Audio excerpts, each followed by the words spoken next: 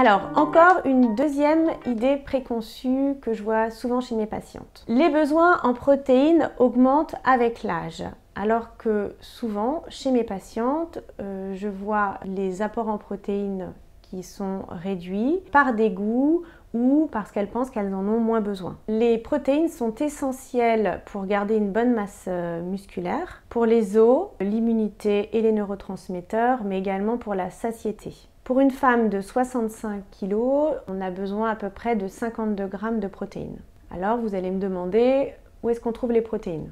Les protéines, on les trouve tout d'abord dans la viande. Donc pour 100 g de viande, de poisson, 2 ou 3 œufs, on a à peu près 20 g de protéines. On trouve également les protéines dans les produits laitiers. Les produits laitiers avec le skyr, qui est en fait un yaourt fermenté. Pour 100 g de skyr, on a à peu près 14 g de protéines, ce qui est quand même beaucoup. Après, il y en a aussi dans le fromage blanc, les yaourts, le fromage. Si on cherche des protéines végétales, le tofu en fait contient 14 g de protéines pour 100 g et les légumineuses c'est à peu près 9 g pour 100 g cuites. On trouve enfin des protéines dans les oléagineux ou les graines. Donc pour 30 g d'oléagineux et de graines, on a à peu près 5 g de protéines. Alors 30 g d'oléagineux, c'est à peu près 2 cuillères à café ou de graines de lin ou de graines de courge, graines de sésame, graines de tournesol et 6 à 10 noix, noisettes, amandes,